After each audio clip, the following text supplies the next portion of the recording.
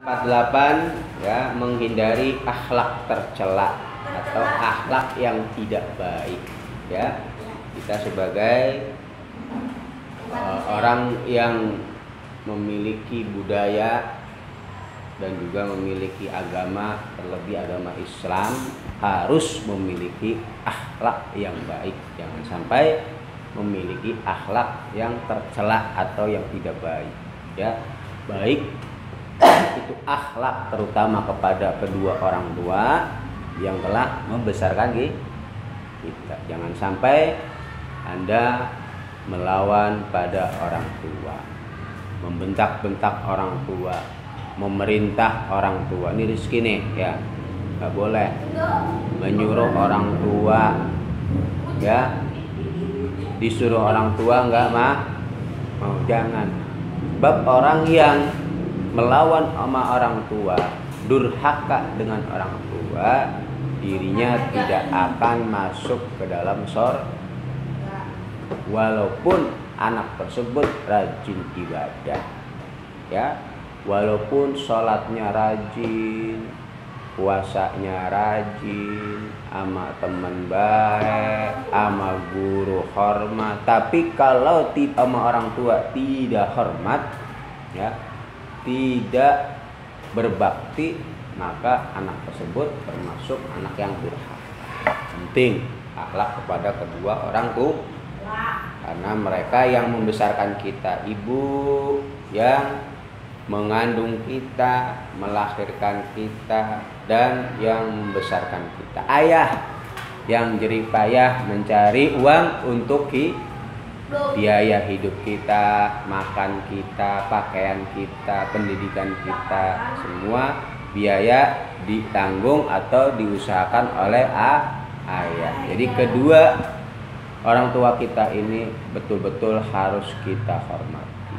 Yang kedua kepada guru, siapapun itu gurunya, karena guru yang mengajarkan ilmu kepada kita, yang mengajarkan kita sesuatu yang tadinya tidak tahu menjadi tahu ya. Yang tadinya kita tidak bisa membaca, dengan kita sekolah belajar dengan guru akhirnya bisa membaca, berhitung akhirnya bisa berhitung, menulis akhirnya bisa menulis. Terutama dengan guru-guru yang mengajarkan tentang agama kita ya. Kenapa? Karena pendidikan agama inilah yang akan kita bawa sampai mati, yang akan kita bawa ke akhirat nanti.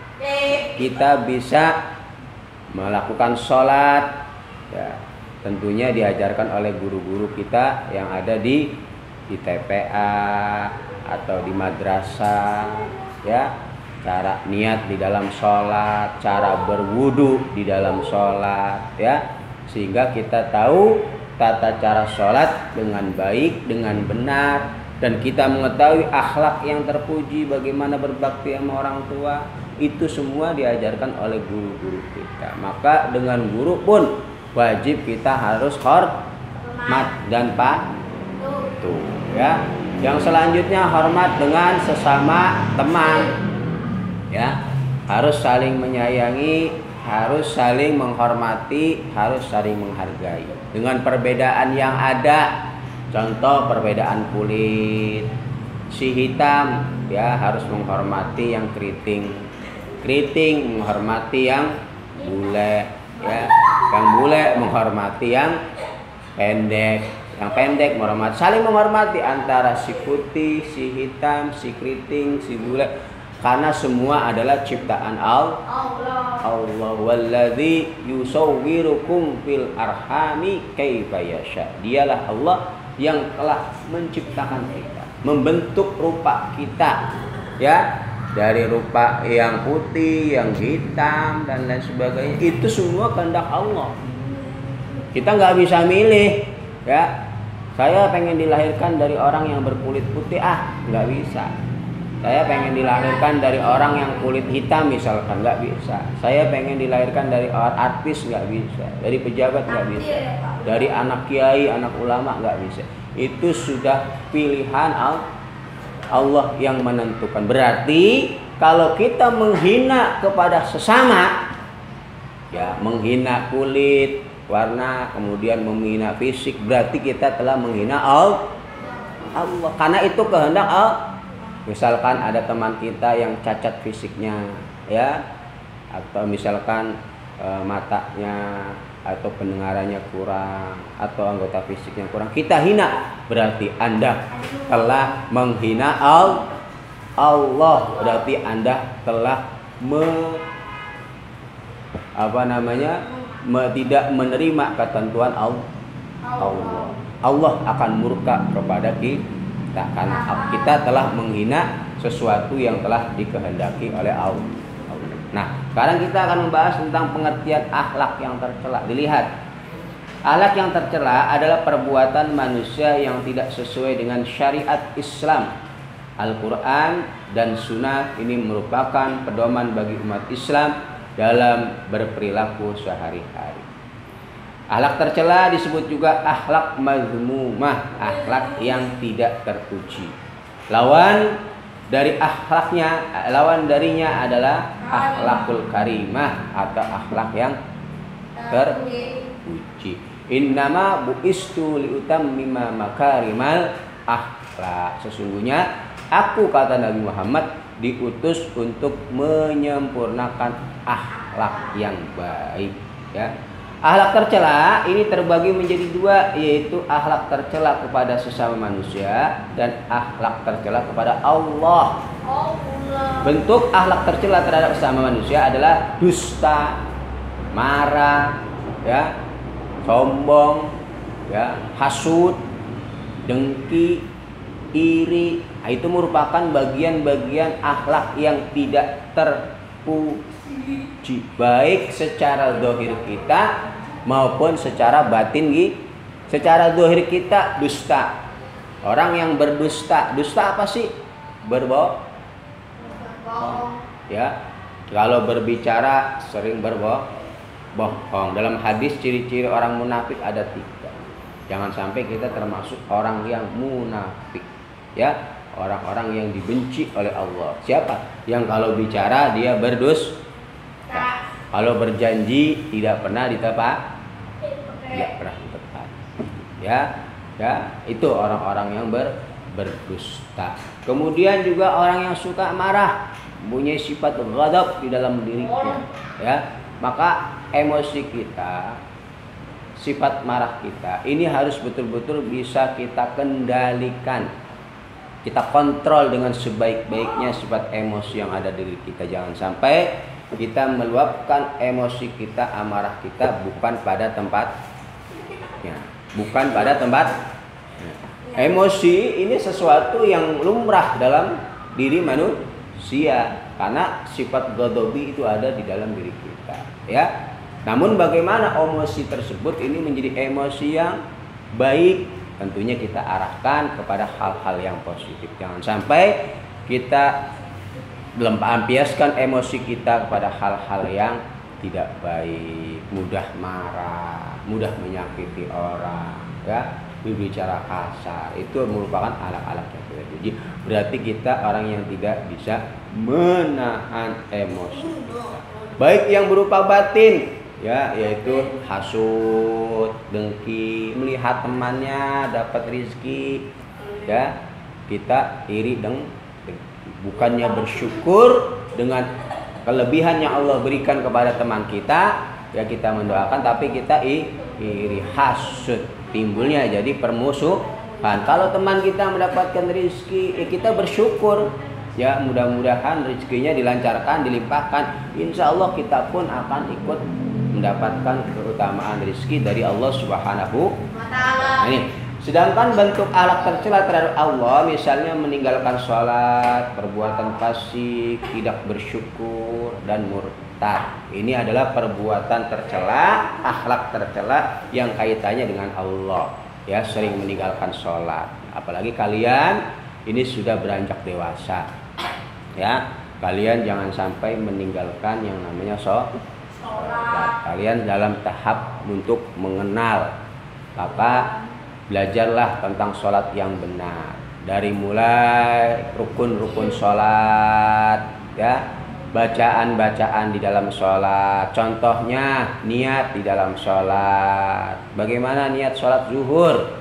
Usolli fardhu zuhri arba'a raka'atin mustaqbilal qiblah. Nah, ini sudah kita pelajari, udah kita hafal, tinggal kita praktekkan setiap harinya. Jangan sampai ditinggalkan karena sholat merupakan kewajiban. Apa sih wajib? Wajib itu kalau kita kerjakan mendapat pahala, kalau kita tinggalkan mendapat dosa. Berarti orang yang tidak sholat dia mendapatkan dosa dari Allah dan ancamannya adalah siksa di api neraka. Kalau orang yang tidak sholat, hati-hati ya. Jangan sampai nanti ketika kita meninggal dunia ya, dalam kubur kita disiksa oleh malaikat siapa? Ya. Munkar, nakir, digebuk, ya, dipalu, disiksa gara-gara kita tidak melakukan perintah Allah, diantaranya adalah sholat. Maka kerjakan sholat dengan sebaik-baiknya. Jangan sampai kita lalai dengan sholat kita, karena sholat itu merupakan satu media kita untuk lebih dekat kepada Allah ya. Karena sholat itu kalau kita artikan secara bahasa artinya berdoa. Berarti orang yang sedang sholat dia sedang berdoa, memohon, berkomunikasi, bermunajat kepada Allah. Itulah kesempatan kita untuk mengadu, mengeluh, memohon kepada Allah. Selama 24 jam kita beraktivitas, bermain, belajar dan lain sebagainya, sempatkan, luangkan waktu Anda minimal 5 waktu dalam sehari untuk menghadap Allah, untuk mengadu kepada Allah, untuk memohon kepada Allah dengan mendirikan sholat 5 waktu ya di rumah ya. Jangan sampai Bapak dengar tidak sholat, awas nanti Bapak minta laporan ya untuk tugas selanjutnya ya. Kalian mempraktekkan sholat bersertaan bacaan sholat ya, harus sempurna. Kenapa? Karena manfaatnya buat kalian. Ini perhatikan ya. Pelajaran selanjutnya, menahan diri dari sifat marah. Penting bagi kita untuk menahan diri dari sifat marah. Marah atau dalam istilah bahasa Arab ghadab adalah perasaan tidak senang kepada orang lain disertai dengan emosi yang tinggi ya. Perasaan tidak senang karena bisa jadi karena dibohongi orang lain, dihina, atau karena keinginannya tidak terwujud. Nah ini ya, timbulnya marah ini bisa berdasarkan melalui orang lain, seperti ya kita disakiti orang, kita dihina orang, kita dibohongi orang, atau faktor-faktor yang ada di diri kita ya, yang bisa menimbulkan sifat marah atau ghadab pada diri kita ya. Marah ini merupakan akhlak yang tercela yang harus kita jauhi sebisa mungkin, karena marah adalah sifat setan yang tidak boleh diikuti dan akan membawa keburukan pada pelakunya. Ya, seorang yang mudah marah menjadi mudah tersinggung dalam hal-hal yang sepele dan berusaha untuk membalas dengan cara menyakiti orang lain, baik secara verbal atau perkataan maupun secara fisik. Nah, ini diperhatikan ya. Ya, jangan sampai kita, karena orang kalau pemarah itu cepat mati. Mau cepat mati ya, jangan kata Nabi la taghdab, jangan marah, jangan Kenapa orang marah cepat mati, orang muda marah cepat mati? Karena darahnya selalu tensi tinggi, naik, darahnya masuk ke otak, akan terjadi gumpalan darah di otak, atau darahnya akan naik ke lambungnya, akan terjadi penyakit lambung yang ada nanti akan menjadi jantung ya, berdebar-debar ya, jadi penyakit jantung. Umurnya nggak panjang. Kalau orang sering marah, orang sering emosi, umurnya tidak panjang karena jiwanya tidak terkontrol, darahnya selalu naik ke otak, pembuluh darah pecah, mati ya, naik ke ulu hatinya ya, lambungnya terkena, akhirnya ke jantung, jantungnya menjadi rusak, akhirnya dia mati. Jangan mudah marah ya. redam itu amarah dengan kita banyak-banyak beristighfar, meminta ampun kepada Allah ya. Ya, cukup ya.